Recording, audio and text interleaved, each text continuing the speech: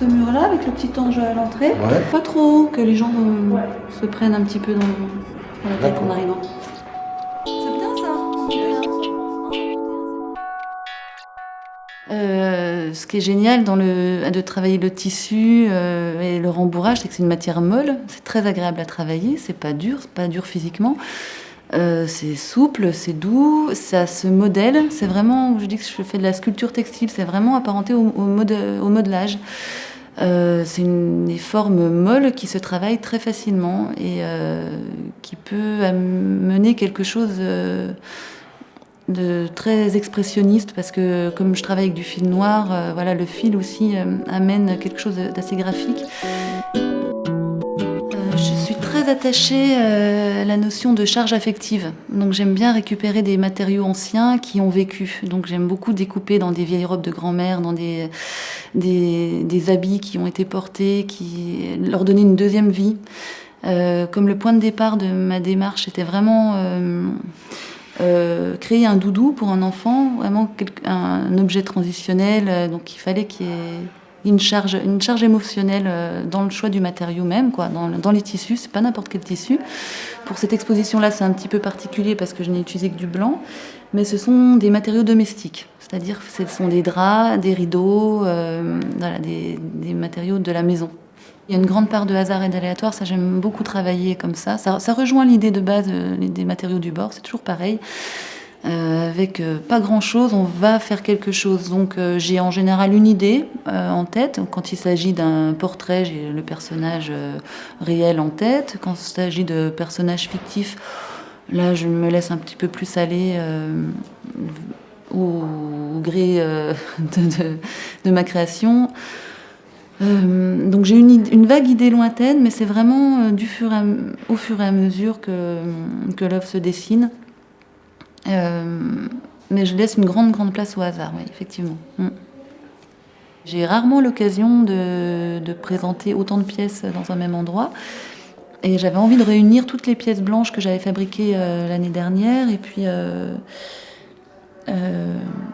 l'idée, c'était vraiment... Là, en ce moment, je m'intéresse beaucoup à la sculpture de façade, donc aux mascarons, ces personnages qu'on voit dessus des portes ou sous les fenêtres des façades, ou dans la sculpture baroque, les cariatides et compagnie, quoi. Et l'idée de présenter une exposition dans des murs, dans un espace clos d'une exposition en référence à des motifs architecturaux de l'extérieur, toujours avec ce même contraste entre l'œuvre ambitieuse de l'ornement d'architecture et l'œuvre modeste d'un travail d'atelier de couture avec des bouts de chiffon. Voilà, tout ça m'intéresse. Et pour Saint-Cyprien, vraiment ce désir de voir réunir toutes mes pièces blanches ensemble, un peu aussi comme une réserve de musée avec une réserve de moulage. Voilà, c'est une esthétique qui me plaît beaucoup et j'avais envie de rendre un peu ça ici.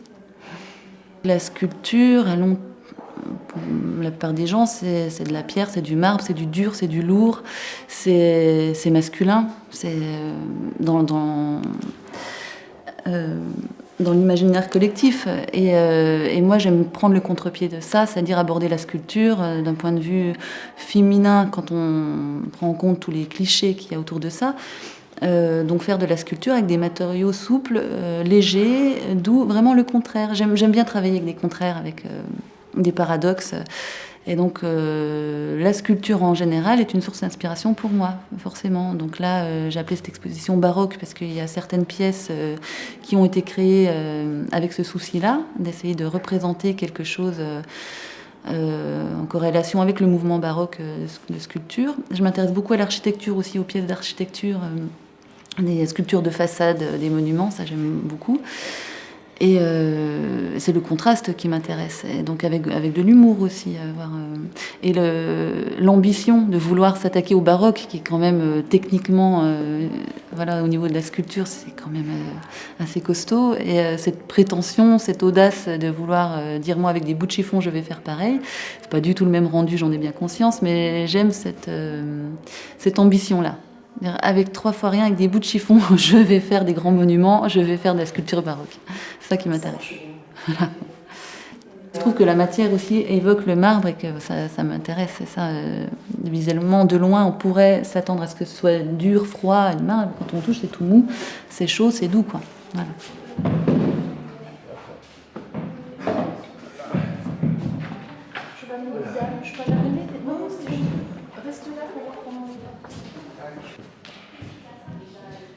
Très bien. Après le prince Charles, je vais peut-être l'isoler.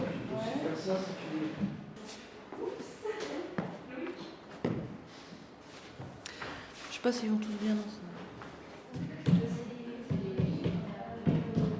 Oui, peut-être, essaye. J'aime beaucoup quand les gens, en voyant mon travail, en regardant certaines pièces, me disent « Ah, ça me rappelle quelqu'un que je connais ». Moi, je m'intéresse beaucoup à l'expression des visages.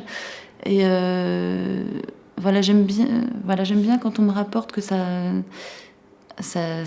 touche les gens, que ça procure une émotion donc forte. Je comprends complètement les gens qui ne supportent pas, qui ne peuvent pas voir ça à cause des cicatrices, à cause voilà le côté dur de mon travail, je l'entends complètement. Donc j'aime que ça me procure des émotions fortes. Voilà, que ce soit vraiment du rejet ou quelque chose de des coups de cœur, ça arrive aussi, ça me plaît et j'aime que ça évoque quelque chose de familier. C'est pas mal. C'est bien. Ah, c'est bien. Non, plus à droite. Peine. Moi, nickel. J'ai des enfants, je travaille pendant qu'ils sont à l'école, donc j'aime bien quand je sors de mon atelier avoir terminé mes pièces. Donc si j'ai pas beaucoup de temps, je vais faire des petites pièces. Si j'ai plus de temps, je vais pouvoir faire des choses plus ambitieuses. La plupart des pièces, donc il y en a des petites, des très grandes, mais la plupart sont, alors c'est assez drôle, j'ai constaté ça il n'y a pas longtemps, c'est fait de manière inconsciente, mais de façon assez ergonomique. C'est-à-dire, j'ai mon carré de tissu sur moi comme ça, je vais découper en faisant comme ça en fait. C'est vraiment avec mon corps, quoi. C'est les limites de mon corps qui détermineront la découpe initiale, qui donnera la taille un peu générale. Après, il y a des œuvres plus ambitieuses comme celle-ci. Là, je vais passer du temps, je me mets dans un autre état d'esprit. Et puis, voilà, l'idée de l'échelle 1 aussi pourrait m'intéresser quand il s'agit de la représentation du corps humain. Et puis, ou des petites pièces comme ça, parce que forcément, si je m'intéresse à la sculpture en général, je m'intéresse aussi aux bibelots. Et voilà, et ça, je m'étais dit qu'il y ait des bibelots à poser sur la cheminée, ça m'intéresse aussi. Voilà, que ce soit évoquer la sculpture, vraiment des grandes œuvres, les sculptures de Versailles ou des bibelots de cheminée, quoi. La place des femmes dans l'art n'est pas reconnue depuis très très longtemps et malgré ce que peuvent dire beaucoup de gens en disant que c'était un mouvement des années 70 et maintenant ça n'a plus lieu, je suis pas d'accord avec ça. Je pense qu'il y a encore beaucoup de... Il y a de la marge, quoi, pour que ce soit vraiment égalitaire. C'est encore un monde très, très masculin, c'est en train de changer, hein, mais grâce aussi à beaucoup d'artistes femmes émergentes, des figures très importantes comme des Louise Bourgeois ou des Annette Messager. Voilà, je trouve que c'est très très récent, c'est des contemporaines. Et puis je vois qu'il y a tout un mouvement, notamment ce qui est intéressant, c'est dans l'art textile, que ce soit un médium très utilisé par les femmes pour revendiquer aussi un droit à être femme et artiste et utiliser ces matériaux-là justement pour ce qu'ils représentent et s'affirmer en tant que femme et artiste, parce que c'est quelque chose qui n'est pas simple à gérer. Et moi, dans mon travail, c'est comme si on avait un choix à faire. Ça rejoint ce que disait Virginia Woolf il y a déjà un bon moment, quoi. C'est comment être une femme et comment être artiste. Et donc voilà, moi j'ai tranché en disant je veux être les deux, donc je veux être une maman, je veux être artiste, et donc d'où l'intérêt aussi pour le mode du bricolage, c'est-à-dire avoir des matériaux à portée de main, pouvoir travailler avec les enfants à côté, pouvoir travailler quand ils sont à l'école, et voilà, et que ce soit la vie, que ce soit un tout. Les enfants, la création, voilà. Et donc, plutôt que de me creuser la tête en disant « Mon Dieu, mon œuvre, mon Dieu, mes enfants », ben non, je fais tout en même temps. Et ça marche comme ça, et c'est d'où l'intérêt pour des matériaux faciles à travailler, des matériaux pauvres,